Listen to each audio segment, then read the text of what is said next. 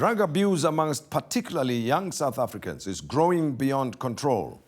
This scourge of abuse has caused many families and communities problems, and this has been highlighted by the high-profile family murders committed by sons being on drugs. One such case is the murder of well-known personality Hope Zide, who was buried today. And the other is the murder of 3 members of the Van Breda family in Stellenbosch last year. There may be many more such cases, but definitely there is a lot of suffering in the nation as a result of this problem. But how are families coping? And just to give us a sense of the extent of the problem and how to manage it, we're joined by the certified recovery coach at the Nuclear Center, Kureish Isaacs, and the affected mother, Rhihaana Peck. Good evening to you and welcome. Good evening. Thank you for having us. I suppose for a family that does not have a first-hand experience of this, it's hard to imagine the pain that is caused by seeing a child being addicted to drugs. Rhihaana, you are a mother with such a son, and you have been dealing with the problem for 2 years now? 2 years that we know about. And which means you suspect it could have been happening much earlier than this? Very much so. Exactly. Now tell me, how did you, firstly, how are you coping with this? Where's your son at the moment? Currently he's in the rehabilitation center. Uh-huh. It's his second visit to a rehabilitation center, a different one this time. Yeah. And our coping mechanism is based on the support groups that we have within our communities. Yes. And the support groups are basically made up of individuals who, parents, life coaches, people that have got experience, people that don't have experience. That we basically get together within the community to try to assist each other to make some sort of sense of the scourge that is known as drugs. What is happening, in your family as a result of your son being on drugs? How has that changed your family life? Well, the family life changes to when he was like right now, he's gone. But while he was still here, it impacts in that he is, you can have no money laying around in the house. Your valuables disappear. You don't know from moment to moment. You've got to be, your life becomes such that you've got to watch this child because at the end of the day, he's not allowed to leave the house. So your entire life, everything you are centers around this child and trying to bring him to some sort of recovery. So your life is made up of going to work, coming back from work, attending meetings with him, coming back. So you watch him, you hope and pray that he gets to school. I, for argument's sake, was in a position where I had a friend of mine take him to school, bring him back from school, and watch him at home. So I tried as much as possible to have people watch him along his life during the day. And his own physical health? His own physical health, they often are out of it. They obviously are not coherent when they're high on drugs, and they lose a lot of weight. They have a lot of they have weight loss. They are more prone to illnesses. So that all in itself, it's more takes a toll on the family. You don't have time to give to the other siblings, to your other children, because you're focusing on this one child.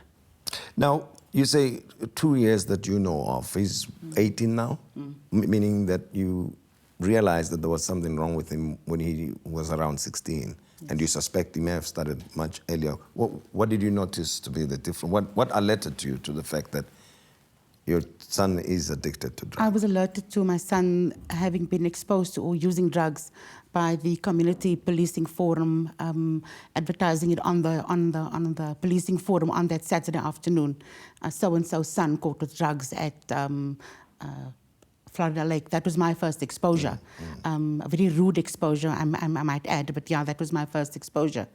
And with that first exposure, it was easier for me at that point to believe him when he said to me that he had only tried it for the first time. And that was acceptable for me because I was not prepared to accept the reality thereof. And only later on did I discover that no, he had been using it for much longer, and he was more, he was a hooked addict. He was an addict. And how, since then until now, how do you feel about all of this, the up and down life that you lead now at work? You always are thinking about him. When you come home, you must check on him, look out that he does not take anything away, and he seems like he's rehabilitating, he relapses, then you've got to take him back to rehab. So you know what? It's more than my feelings. It's as a parent, it's a lifetime. It's a road you walk with him for a lifetime. Yeah. It's drug addiction is something that they fight on a daily basis. And this is not something you were prepared for when No. you discovered for the first time. And I can imagine throughout your life, you never thought that you'd have to deal with this kind of problem. As do many other parents out there. Yes, yes. And it's not something that you sketch. It's not something you want for yourself. Yes. But it's the reality. So as a parent, what do you do? I can imagine. I mean, also, you probably might even blame yourself and say, what did you do wrong that led to him? In the beginning, Yes. But these groups that I belong to and that I attend have taught you that drugs is a choice that the child makes, no matter how young he is. So at the end of the day, if you as a parent are going to turn around and start questioning yourself and blaming yourself and taking on that type of responsibility, then it's not your fault. You didn't do anything. You did. There's no parent out there that gets up one morning and says to themselves, I am not going to bring this child up right. We do our best for our children. Yes. At the end of the day, there's accountability and there's responsibility. And it's them that took the first drug. They took it to their mouths, to their noses, to whatever way they're going to use it. And so for myself, no. And I'd like to tell other parents out there, you're not responsible. You did not turn your child into an addict. You did not give them the first smoke or poke or whatever it is that they're doing with the drugs today. So yes, but there are parents out there, and I feel there's besides the support groups, which I am forever grateful to, I feel that there's just too little support out there. There is no support. We'll come back to support in a moment. But Kureish, you deal with families that are affected by drug addiction, right? And the individuals themselves. You know, just give me a sense of how a young person gets to be hooked on drugs and what you are seeing in your daily experience, the kind of life that these youngsters go through. Well, Tim, I think as recovery coaches, what we try to do is first to assess the addict coming into the center or coming to us, where he is at. Is he using? Is he misusing? Is he abusing? Or is he dependent? In the case of Rhihaana here, the child is now dependent. But we as life coaches, we work in the area of misusing and abusing. That is the area of wellness that we look at. So we try and get and the big problem is that they don't want help at that stage. It's very difficult. And unfortunately, if they pass that stage, they go into dependency, then you have a problem. Yeah. But if we catch them or we engage them early enough, we can still... I understand that, but you know, there's the fact that some families do not have a first-hand experience whatsoever of drug addiction, right? And probably want to understand what is it that you look out for if you are a parent or a guardian over a child who might be getting to use drugs. I think what we tell parents is that they need to look at rituals, habits, what the kids are doing at school, what time is coming, small things that you would obviously not look at. Who's the friends he's hanging out with? I think that for us is a key area that he's now changed his friend circle. He's not with so-and-so anymore. He's now found new friends. So the friends, his behavior around the house, what he's doing, what he's using, is he asking for extra money? What time? Is he now all of a sudden not at home? How frequent he is in the house? Is he watching TV? Is he doing what he usually does? So those are some of the things that parents should be alerted, that the child is now not doing. Okay, now when a child is already on drugs, and I hear you make differentiations, because, you know, to many people, if you use drugs, it's the same, whether dependent, abuse, misuse, or just recreational use. Yeah. They would not see any difference, but you are able to demarcate, define that difference. But then, in terms of the typical symptoms then, once the child is hooked on drugs, what do you see? What do you look out for? Look, if the child is using, the symptoms will be there. The manipulation, I think those are some of the things that would come to the fore. Is the way he speaks, the way he engages, the separation between what he normally used to do. So those are the things that would you pick it up immediately. And I think the big thing also, he will not speak to you. They shy away from the normal company because they're now creating their own friend circle, and they would avoid normal conversations. And normally it would be yes, no answers. So they avoid normal conversation within the household. And then, as the addiction continues, what do families have to deal with now with these changes? What happens to the family? I think as time progresses, the addiction becomes more, and the habits intensifies, and you could see that the child is no more the child that used to be, asking questions or that would tell you stuff. They become very secretive. They're not in your company. They avoid adult. It's like company. somebody leading a secret life of sorts, right? And avoiding to be seen or to engage with the family unless, so that you never can tell who they are anymore and what they're all about. They become very good manipulators. Yeah. They play this role of being secretive because at the back of their mind, they know that they are shaming the family. They know that they are doing wrong. So they do whatever they have to do to avoid that. So in front of you, they'll be perfect. They'll try and impress you. They'll impress you. They'll be perfect. They'll say the right things.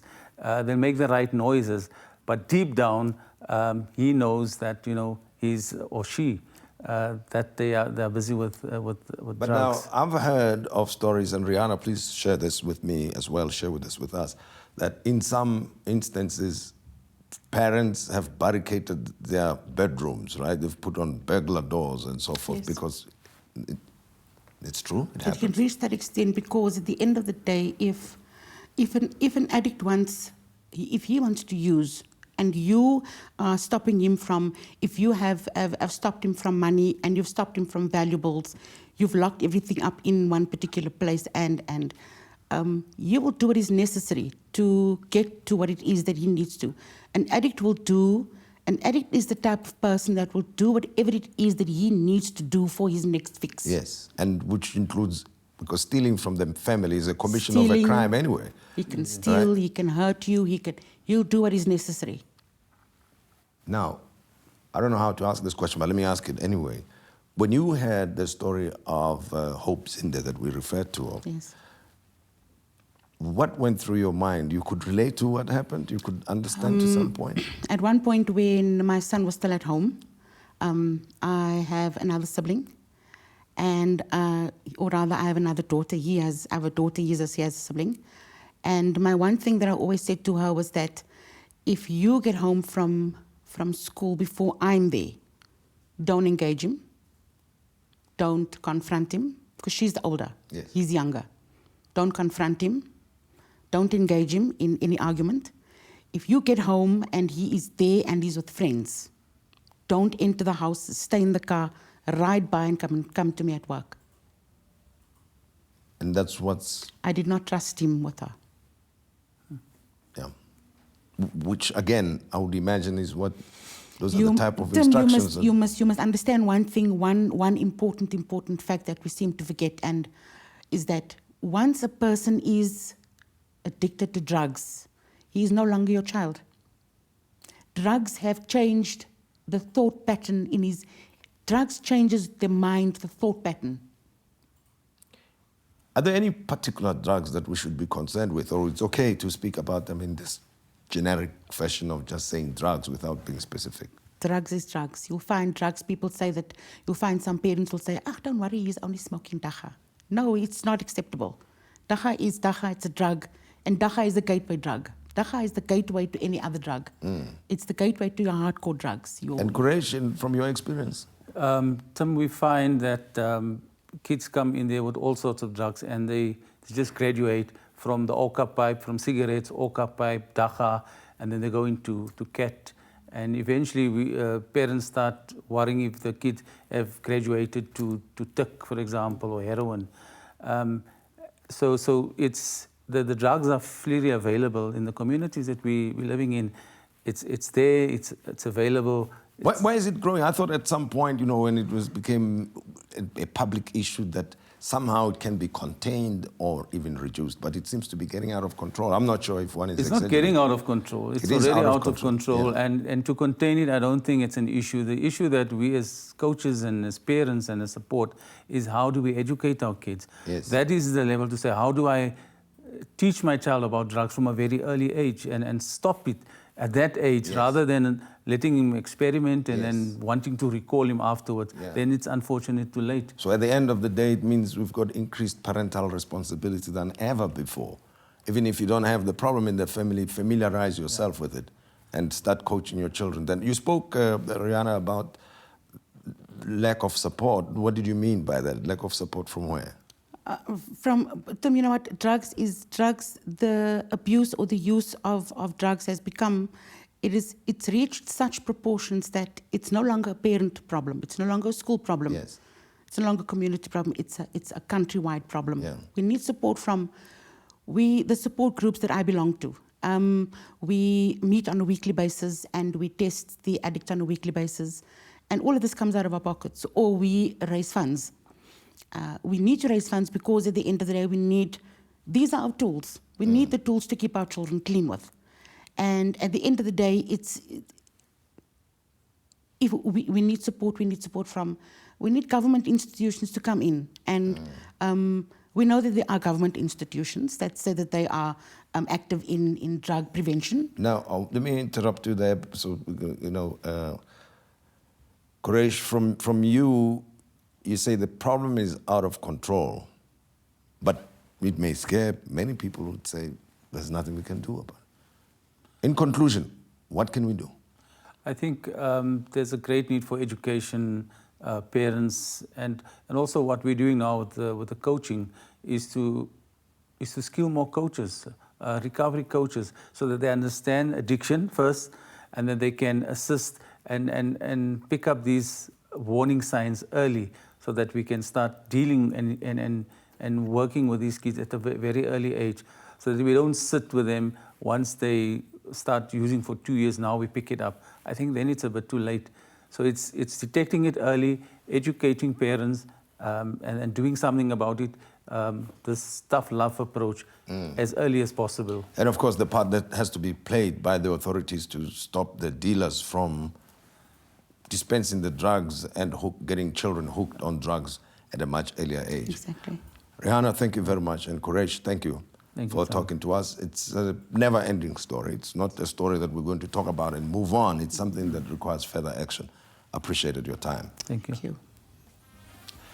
Well, that's the scourge we live with in South Africa, as we heard from Kureish. It is not getting out of control. It is already out of control. Share your thoughts with us. What do you think of this interview and the problem of drug addiction and drug dealing in South Africa?